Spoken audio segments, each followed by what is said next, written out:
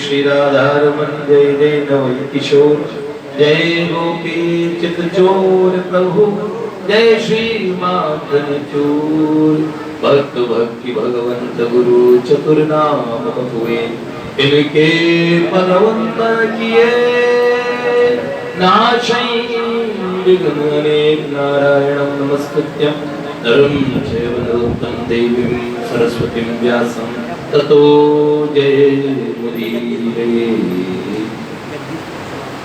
श्याम की जय श्री सीताराम की जय श्री राधारमण लाल की जय श्री जगन्नाथ बलदेव सुभद्रा मैया की जय ऋषि नारद जी महाराज की जय परम पूज्य बाबूजी बाबा की जय सब संत भक्त वैष्णव की जय जय जय श्री राधे। भैया बहुत विशेष बात है और बड़ी विशिष्ट उपस्थिति है। पीछे बैठे हैं भैया वगैरह, लेकिन आप लोग यहाँ से सब देख पाएंगे। एक तो हमारे अत्यंत लाडले प्यारे श्री कनक बिहारी भैया, श्री कनक बिहारी जी के साथ आज इन्होंने कहा आज आपके लिए उपहार लेके आए हैं। तो मेरा 1 महीने बाद में पुरुषोत्तम मास वगैरह के प्रवास के बाद में और फिर अभी 10 दिन को ना गीता भवन के निवास के प्रवास के बाद में आज वापसी पे कई वैष्णवों के दर्शन हुए। एक तो हमारे श्री चैतन्य प्रिय भैया, सही ना बोलूं भैया, हमारे श्री गौड़िया मठ से, गौड़िया मठ से भैया। पर आपके जो तिलक देख के राधा रमणी के तिलक नजर आ रहे हैं। वैसे आप गौड़िया मठ से हैं, गौड़िया मठ से हैं, कोई फर्क नहीं पड़ता है, तो श्रीमद महाप्रभु की देन है। और श्रीपाद गोपाल भट्ट गोस्वामी महाराज का ये पावनतम तिलक है, लेकिन बहुत सुंदर, बहुत ही बढ़िया। तो भैया गौड़िया मठ से हैं। हिज होलीनेस श्रीपाद नारायण गोस्वामी महाराज, अच्छा, उनके शायद शिष्य हैं नारायण महाराज के। जय जय जय, बहुत बढ़िया। और श्रीपाद भक्ति सिद्धांत सरस्वती महाराज ने गौड़िया मठ की स्थापना की थी।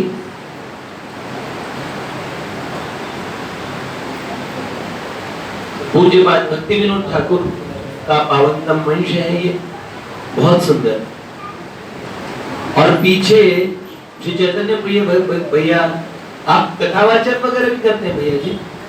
है? आप नहीं करते? अच्छा, बहुत बढ़िया। लेकिन आपका वैष्णव वेश देख के बहुत अच्छा लगा, वैष्णवों के दर्शन करके। और इनके पीछे जो भैया हैं जिन्होंने कुछ कुछ जटा जैसी बांध रखी है, जब भी किसी जटाधारी को देखते हैं पूज्य मलुक पीठ वाले बाबा हमारे ध्यान में आ जाते हैं, है ना? तो भैया का शुभ नाम श्री अम्बरीश जी, भक्तराज अम्बरीश जी के नाम पे, वाह वाह, जिनके लिए भगवान को ये कहना पड़ा अहम भक्त पराधी। तो ये वाली बात है। अम्बरीश भैया और अपने राधा रमण जी और से दीक्षित है वहां की गुरु परंपरा से, आपके पूज्य गुरुदेव से। अच्छा,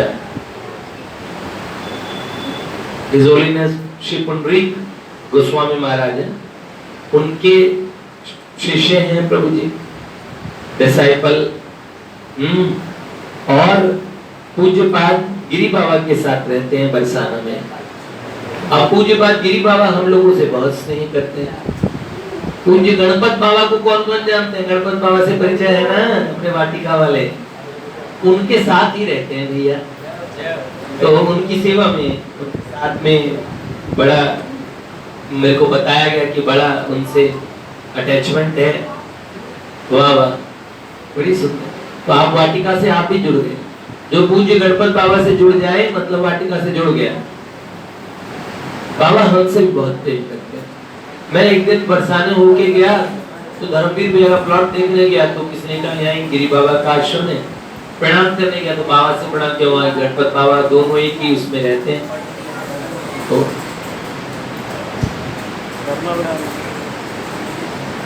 बड़ी कृपा, बहुत सुंदर। एक बार इन सब वैष्णवों का स्वागत करें। और आज हमारे श्री गौरांग प्रभु के पूज्य पिताजी भी आए हैं, पिताजी का स्वागत करें। जय जय श्री राधे, जय जय श्री राधे, जय जय श्री राधे। हाँ, क्या विषय चल रहा था? सत्संग की महिमा, संतों के संग की महिमा। भैया क्या कहिए, सत्संगति कथय किम न करो कि पुंसा। तो उसमें सबसे पहले कहा जाड्यम ध्येयो हरति, बुद्धि की क्या, ये एक ऐसा सरोवर है, राम भगति सुर सरिधारा, गंगा जी के समान भगवान राघवेंद्र की भक्ति की पुनीत धारा बहती है। सरसई ब्रह्म विचार प्रसारा,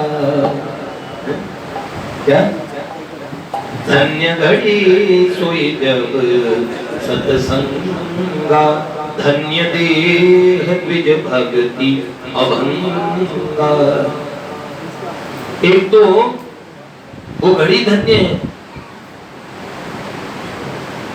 जिस समय सत्संग मिल जाए। एक घड़ी आदि की बुनियाद तुलसी संगत साधकी, हरे पूर्य अपराय क्षण में सज्जन संगति रेखा भवति भवार्णव तरणे नौका।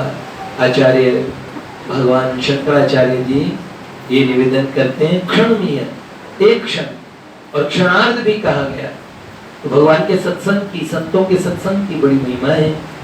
सत्संग के कई स्वरूप है। पूज्य पाद मलुपीठ वाले महाराज जी गीता भवन में भी उन्होंने कई प्रकार के सत्संग बताए, जिसमें शास्त्रों का पठन पाठन भी सत्संग है। अच्छे भक्तों से मिलना, और जगत में एक ही सत है वही ईश्वर कहता है, संग जब उनसे हो जाए तभी सत्संग होता है। मन राम राम राम मेरे राम राम राम, भज मन राम राम राम मेरे राम राम राम। हरि बोल हरि बोल हरि बोल हरि बोल। ये सत्संग गंगा है जो पाप जन्मों के धो देती, ये सत्संग गंगा है जो पाप जन्मों के धो देती। बिना सावन बिना पानी यहाँ मन साफ होता है, बिना सावन बिना पानी यहाँ मन साफ होता है। सजमन राम राम राम मेरे राम राम राम, सजमन राम राम राम मेरे राम राम राम।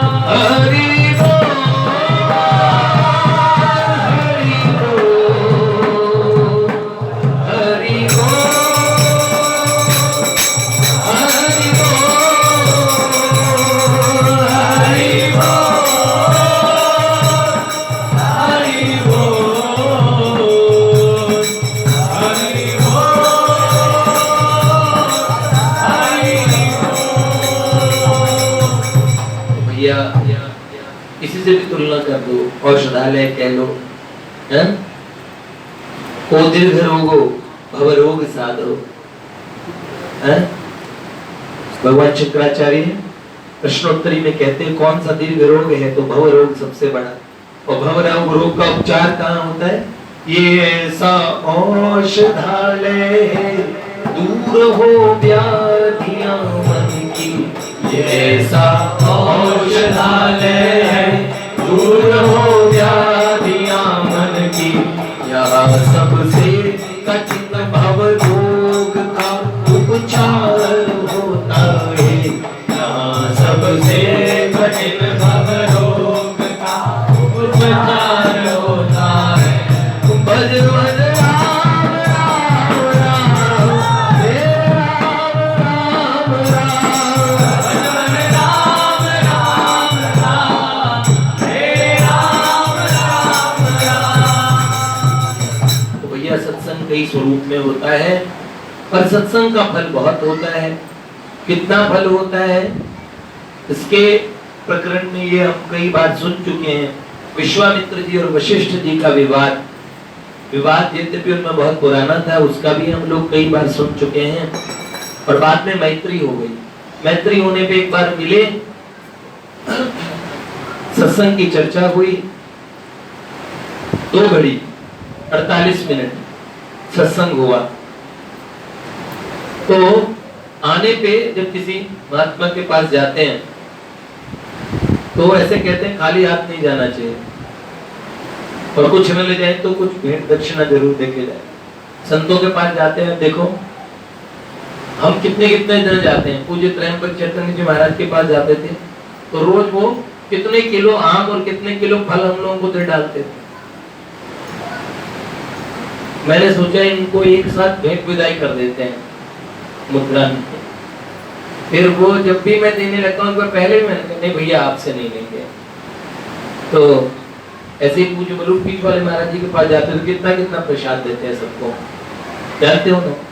तो महापुरुषों के पास, क्योंकि वो जो वहां देंगे ये संकेतात्मक है कि हम भरे भरे जाएं और भरे जो उनके पास है उनसे प्रसाद लेके आए।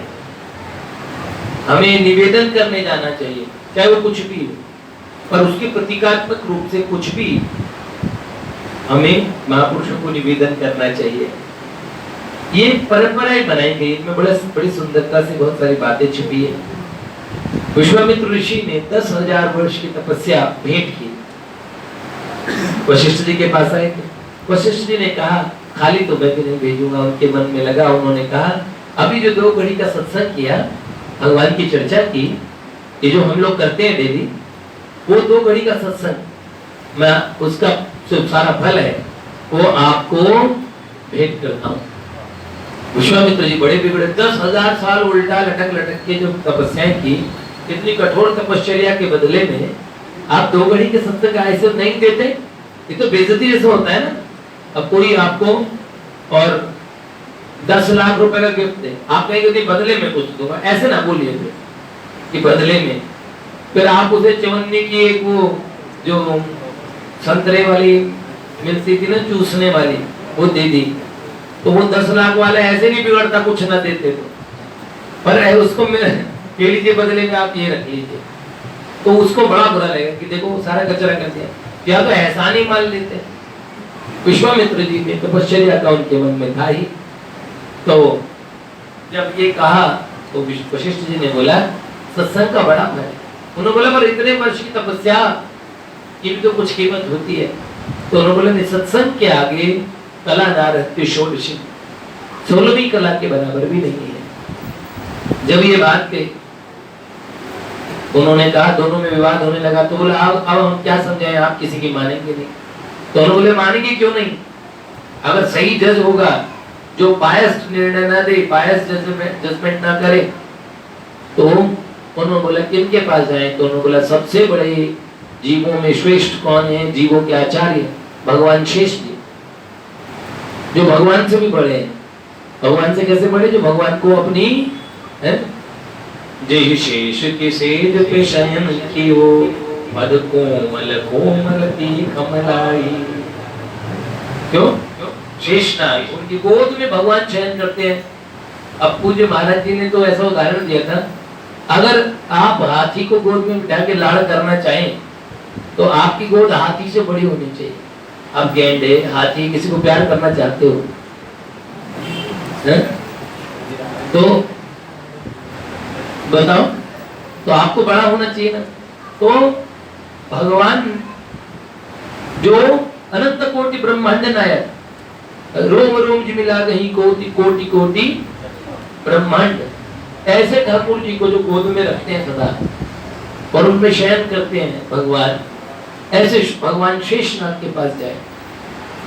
शेष जी के पास में जब गए तो उन्होंने कहा सारे ब्रह्मांडों का भार पर हमें हुए, सर पे इतना वजन हो, हम इतना बड़ा फैसला कैसे करें, थोड़ी देर के लिए हमारे सर पे थोड़ा भार मुक्त करो। और ये कहते हैं संकर्षण। एक बार मेरे से किसी की बात चल रही, क्या ये साइंटिफिकली प्रूव किया जा सकता है?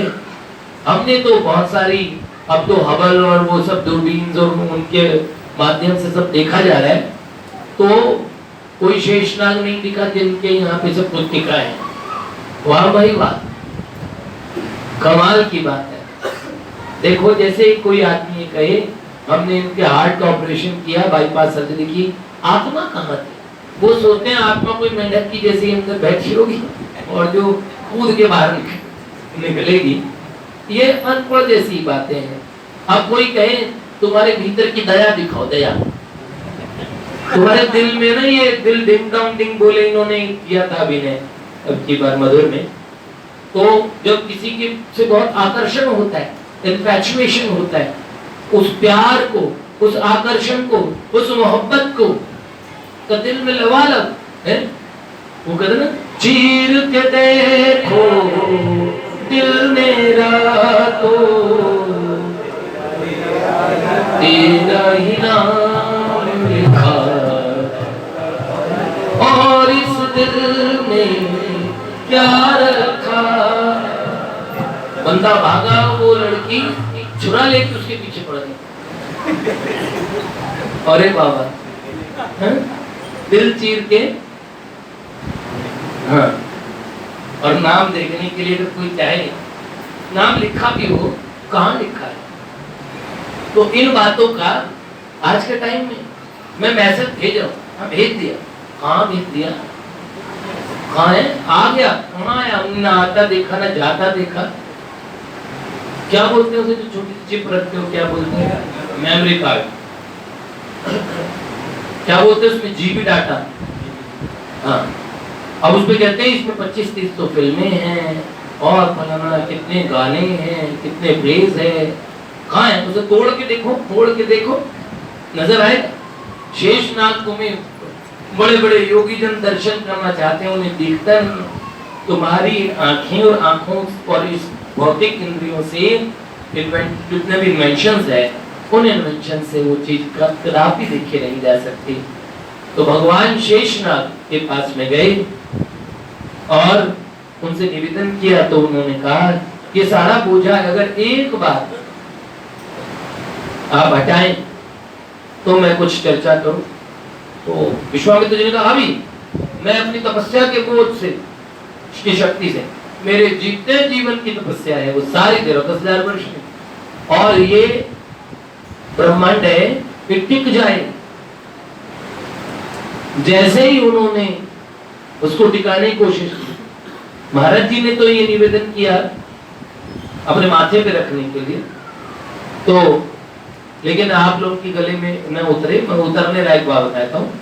सब माथे पे रखने का मतलब ये होता है ये सारा बोझ मेरे माथे पे है, ये सारे ऑफिस का भार, अब ऑफिस के टेबल रख दो जरा उसके माथे पे, ऑफिस का भार का मतलब जानते हो ना। तो ऐसे ही पृथ्वी का बोझ का मतलब सीधा ऐसे सर पे रखने का ही मतलब नहीं होता, उसको टिकाए रखना। संकर्षण क्यों बोलते हैं?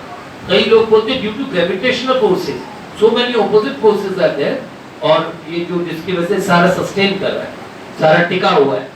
मैंने कहा देखिए आप आकर्षण कहते हैं, गुरुत्वाकर्षण कहते हैं, हम संकर्षण कहते हैं, ठीक है। शेष संकर्षण भगवान की जय। तो उन्होंने टिकाने की कोशिश की और वो तो भर भरा के सब गिरने लगा। उन्होंने कहा कि मैं नहीं टिका सकता।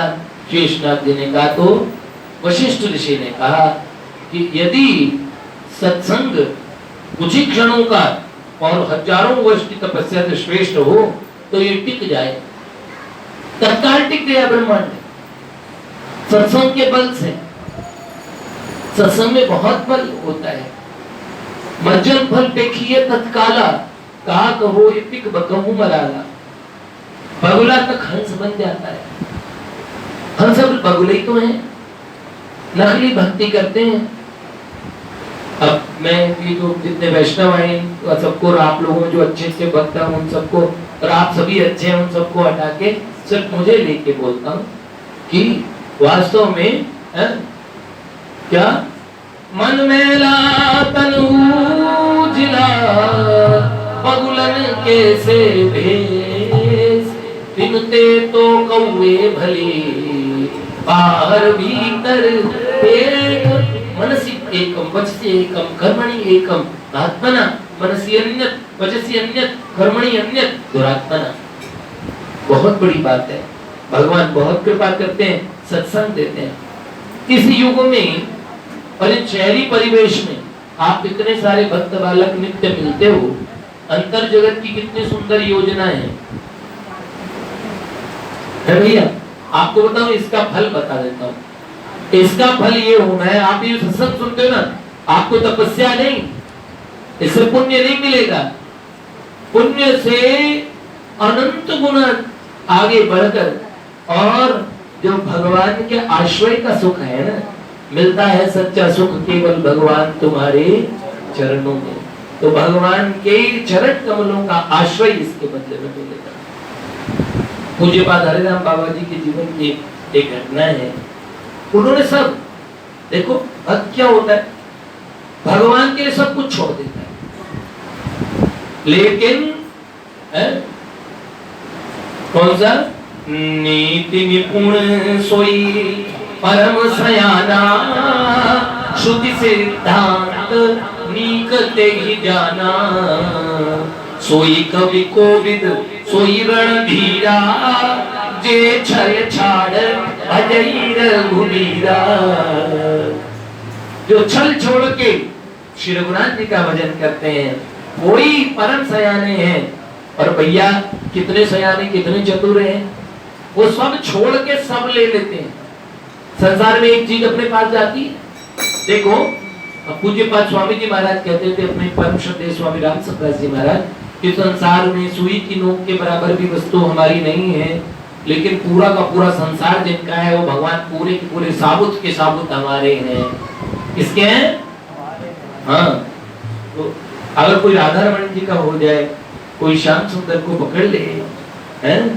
बस थोड़ा बचपन है, थोड़ा यौवन, सखी भी मेरो राधा रमन, जो ये गति मेरे हैं और मैं तुम्हारा हूँ, बस उन्हें पकड़ के रख ले। ये भैया वो बड़े चतुर हैं, बड़े चालाक हैं, भक्तों से ज्यादा चालाक कोई नहीं है। हाँ, एक बात, तेरी उम्मीद पे ठुकरा रहा हूं दुनिया को, तुझे भी अपने पे ये एतबार है कि नहीं, दबा दबा सा सही दिल में प्यार है कि नहीं, झुकी झुकी सी नजर। भैया सब चीज छोड़ के भगवान के लिए चले। और उस समय विक्टोरिया गाड़ी थी उनके यहाँ पे, 56 लाख की जाति कही जाती थी। और भगवान के विरह में हमने बताया कैसे ईख के खेत में कई किलोमीटर दूर भागे चले जाते थे, शरीर कट जाता था, कितनी बार हड्डी टूटी, कितनी बार बड़े बड़े पानी के गहरे हृदयों में गिर गए हैं। एक दिन तो फिर क्या 24 घंटे तक जल में गिरे रहे, चंबल नदी में। निकाला बाहर निकाला तो लोगों ने देखा जब सांस प्रश्वास नहीं चल रही है तो अंतिम संस्कार की तैयारी करने लगे। कोटा के डिस्ट्रिक्ट जज थे शिवनाथ दुबे जी, उनको स्वप्न आदेश भगवान ने किया, कहा कि मेरा एक भक्त है। और शिवनाथ दुबे जी शायद उनके शिष्य ही थे हरे राम बाबा जी के। तो उन्होंने कहा श्री हरे राम बाबा जी का अंतिम संस्कार करने वाले हैं लोग, तो आप लेके चले आओ। और वो भाव समाधि में है। और भैया उनको लेके शिवनाथ दुबे जी डिस्ट्रिक्ट जज थे, पुलिस वालों को, पुलिस के अधिकारियों को साथ लेके वहां पहुंचे और उनको जिसको मृत शरीर समझा हुआ था उसको लेके आ गए। और उसके भी 48 घंटे बाद में बाबा होश आया और शिवनाथ दुबे जी साथ में जज, जो जज साहब थे, जब कर रहे थे पास में बैठ के। पूरे 72 घंटे बाद, 24 घंटे पहले के 48 घंटे बाद के 72 घंटे बाद उनकी श्वास आई। इतने समय तक कहां थे? तो बाद में जब जागे तो अपने शिष्य को गले लगा लिया और कहा बेटा इसके बदले में मुझसे कुछ मांग लो। ठाकुर जी ने तुम्हें कितना अधिकारी समझ के तुम्हें आदेश किया। तो उन्होंने ये कहा गुरुदेव मैं मरूं तो भगवान के सामने नृत्य करता हुआ जाऊं। और वो जज साहब ऐसे भक्त बने, कोटा के द्वारकाधीश जी के मंदिर में घुंघरू पहन के नृत्य कर रहे थे और वहां नृत्य करते हुए उनका प्राणांत हुआ है। भगवान के चरणों में चक्कर खा के गिरे और वहीं पे उनका देह पात हुआ और भगवत धाम ठाकुर जी के धाम पहुंच गए। इन्हीं हरे राम बाबा जी के जीवन की कई सुंदर घटनाएं हम उस समय चर्चा कर रहे थे। तो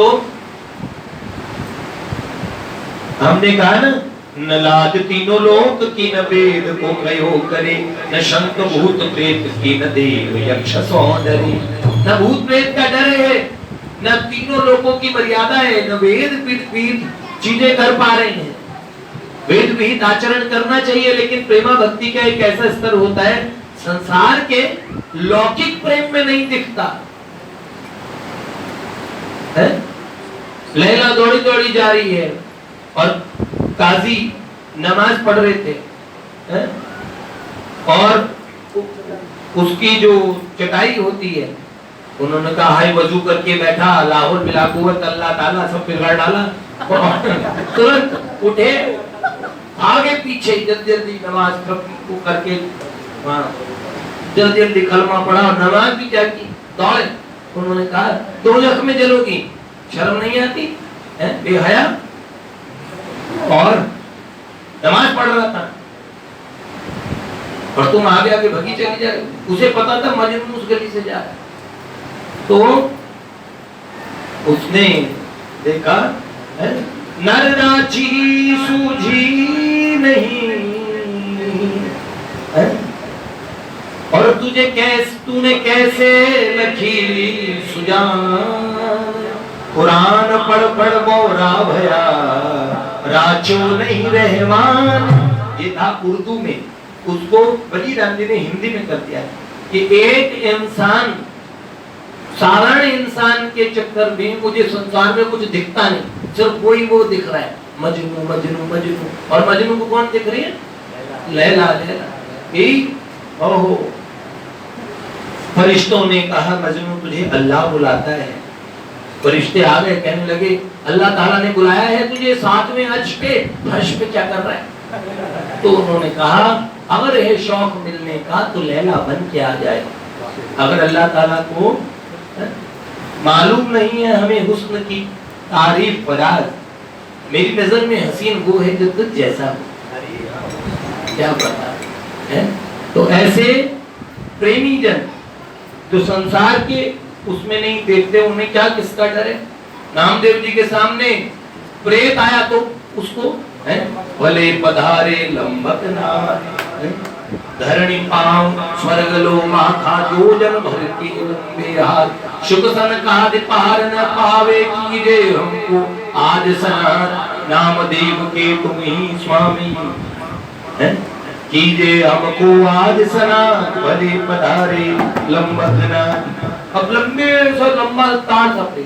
ऐसे ही बाबा के सामने एक लड़का है, एक बार रात्रि में बाबा को लेके जा रहा था और रात्रि में वो 20-25 हाथ का हो गया, बाबा के आगे चल रहा।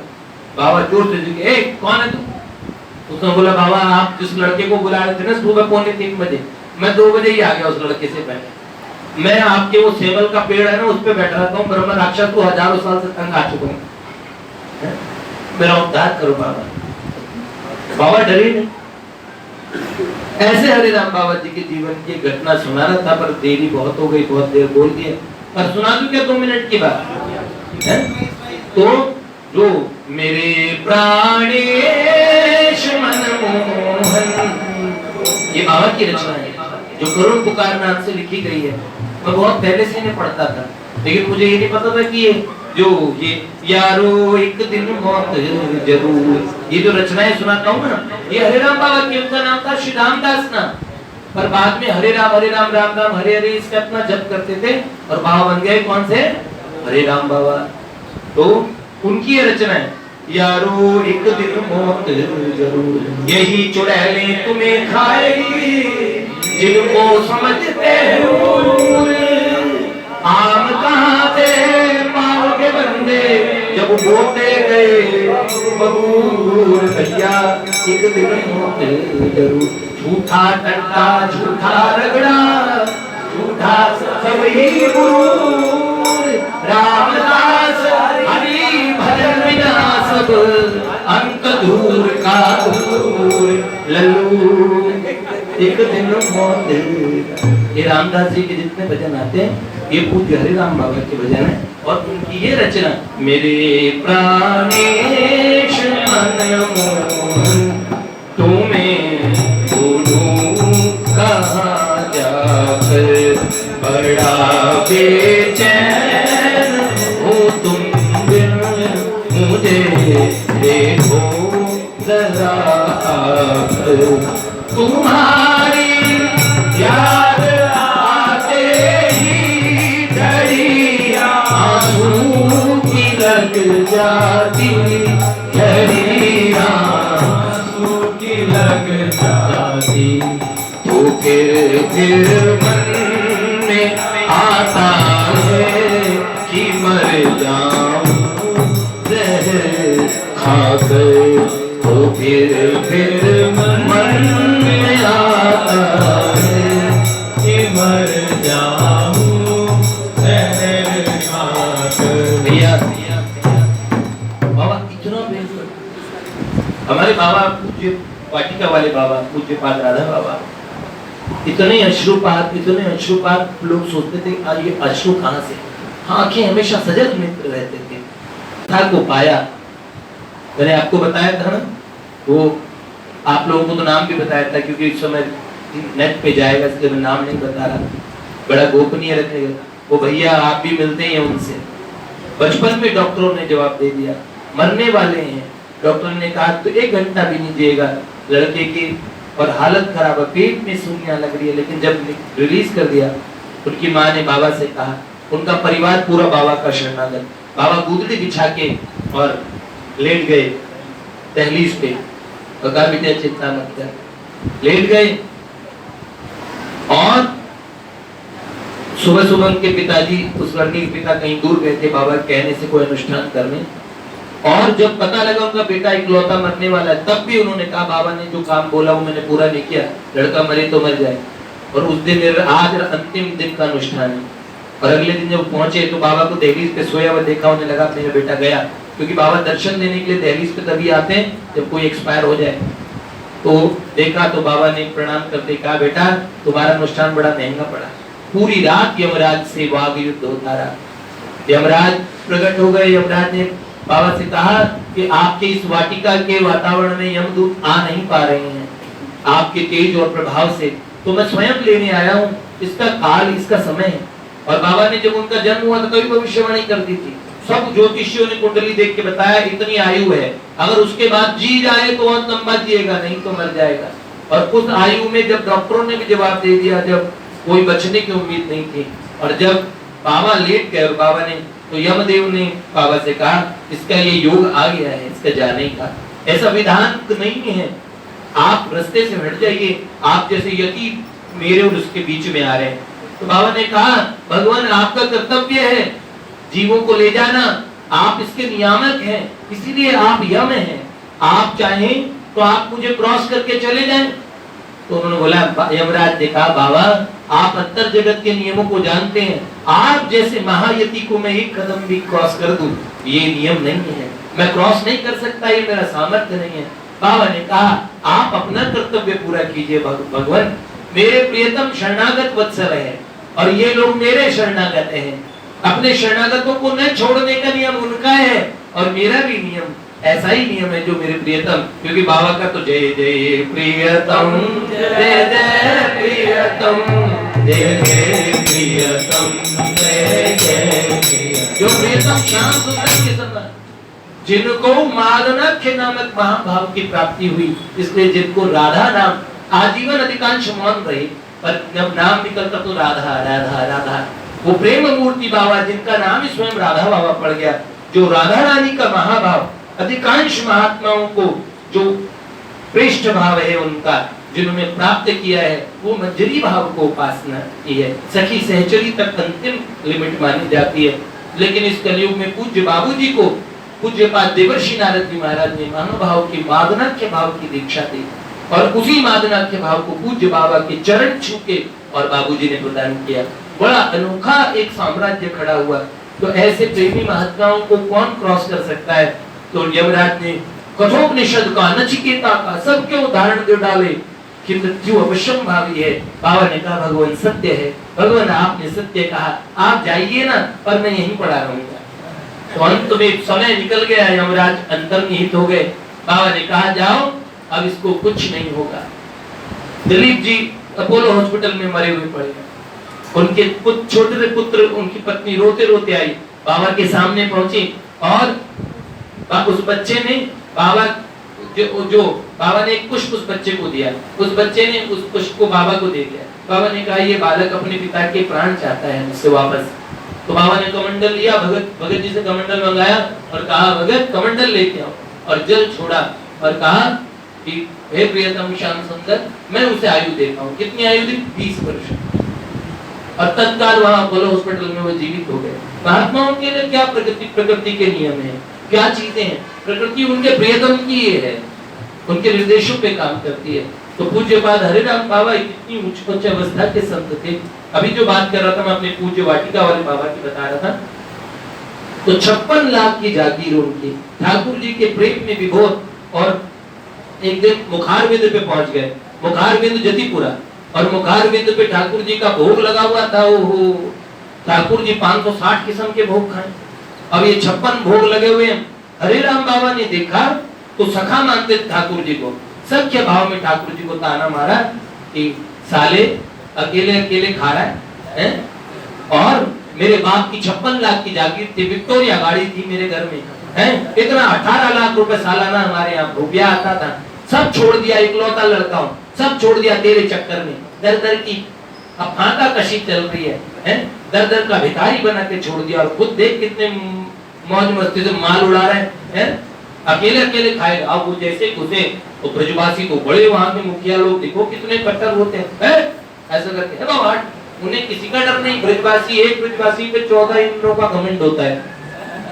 स्वर्ग वैकुंठ को लेके करेंगे कहा, जानते नहीं हो हम वृंदावन वासी हैं। और भैया उन्होंने बाबा को धकिया के घूसे घूसे मार के निकाल दिया। बाबा तो सीधा ही घूस रहे। बाबा को इतना बुरा लगा, कन्हैया पे जो नाराज हुए, जैसे नाराज हो गए थे ग्वारिया बाबा, ऐसे रूठ गए और हरिदेव जी के मंदिर के पास में आके बाबा रात्रि में लेट गए, पहले गुस्से में आंख मीच के। उनका इतना धक्का मरवाया, इतने सब कुछ, और बहुत गुस्से में थे, बहुत रोष में थे। यही दोस्ती है, यही तुम्हारा प्यार है? और ऐसे बेइज्जती करवाते हो। और ऐसे तो अचानक उनके चरणों को किसी ने सहलाया मध्य रात्रि में। तो बाबा एकदम जागे, जागते हुए देखा, ओहो मोर पिच्छ का मुकुट है और बड़े सुंदर कानों में कुंडल झलमला रहे हैं, और ठाकुर जी मनोहार करते हुए चरणों को सहला रहे हैं, और धीरे धीरे चरण सहला रहे हैं, दबा भी नहीं रहे। बाबा ने पैर से पकड़ लिए, तब गुस्से में उधर मुंह करके बैठ गए पीठ। तो ठाकुर जी ने पूरा भोग का थाल वो लाके सामने रख दिया और कहा ये सारा ये लेके आया हूँ, और खाओ ना कुछ, तुम भी खाओ। तो बाबा ने कुछ खाया था। बाबा ने मैं नहीं खा रहा, उस समय नहीं खिला सकते थे, इतनी बेइज्जती करवाई। उस समय तो धक्के पड़वाए, घूसे पड़वाए, पर अब खाने को कहते हो। तो ठाकुर जी ने कहा खा लो ना। तो उन्होंने कहा उस समय खिलाते? तो उन्होंने कहा, ठाकुर जी ने कहा अब खा लो, मैं लेके जा रहा हूँ। तो उन्होंने कहा अच्छा उस समय फिर मेरे साथ ऐसे व्यवहार क्यों कराए? ठाकुर जी ने कहा वो साले क्या समझे आपके मेरे प्यार को, आपकी मेरी दोस्ती को क्या समझे हैं? अब खा लो। तो ठाकुर जी ने कहा नो तुम खाओ। ठाकुर जी ने कहा जब तक तुम नहीं खाओगे तो मैं भी नहीं खाऊंगा। वहां नहीं खाया तुमने? तो कह रहे भगवान ने कहा नहीं खाया। तो जब ऐसे गर्दन हिलाई तो कुंडल हिले, ऐसे लगा कुंडल गाल चूम रहे हो। तब बाबा ने कहा सच में तुमने भी कुछ नहीं खाया? अब सारा गुस्सा गायब हो गया। ठाकुर जी ने कहा सच्ची? दोबारा गर्दन हिलाई, नहीं मैंने नहीं खाया। तो उन्होंने कहा अच्छा नहीं खाया? तो अब जल्दी से ठाकुर जी को दिया, लो खा लो। भगवान ने कहा तुम खाओगे? तो उन्होंने कहा। अब एक हाथ से ठाकुर जी ने दिया और एक तरफ से बाबा ने, दोनों एक दूसरे के हाथ से पा रहे हैं। ये मैत्री है। और थोड़ी देर तक भगवान खिलाते रहे और उसके बाद में तो वो परम कौतुकी है। एक बीच में ग्रास देते हुए भगवान अंतर ध्यान हो गए। बाबा पछाड़ खा के एकदम चिल्लाए, कहाँ गया इतने में तो आहा श्याम सुंदर प्राण धन।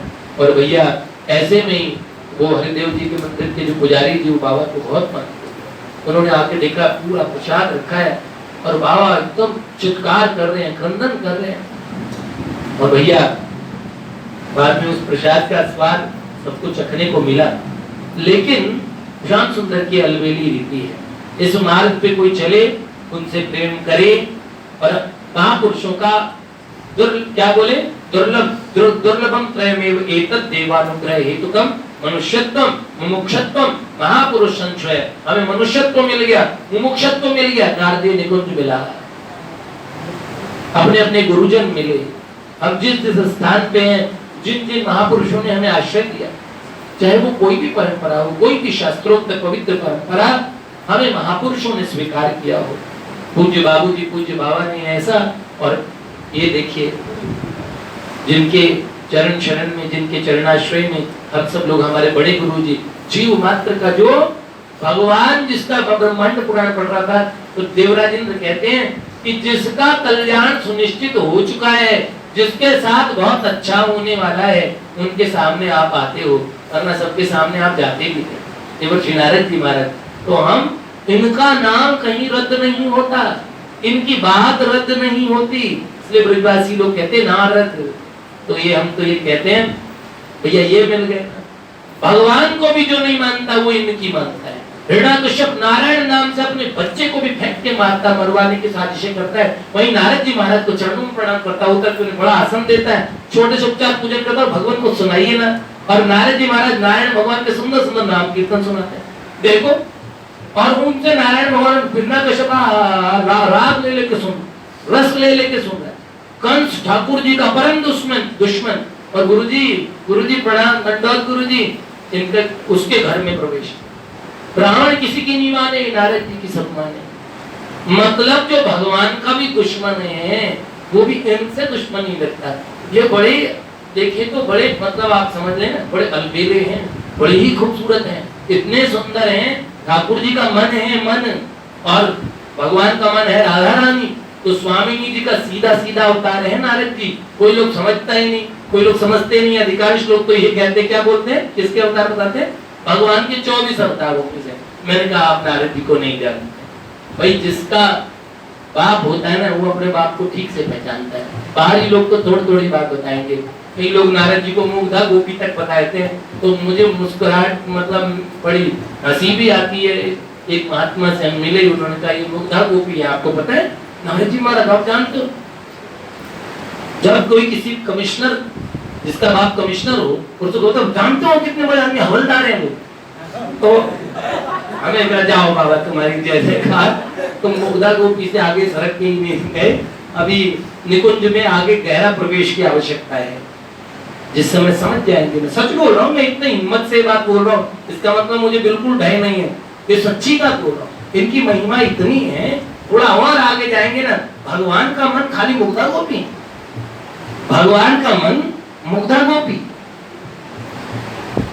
इतनी गोपियां और है, फिर वो सब नहीं लड़ पड़ेंगी, केवल स्वामी जी के नाम पे कोई नहीं झगड़ेंगी। और ये आचार्य क्यों है? शिव पुराण के आचार्य ले लो, पांचों जो पांच शास्त्रोक्त परंपराएं हैं, पांच संप्रदाय हैं।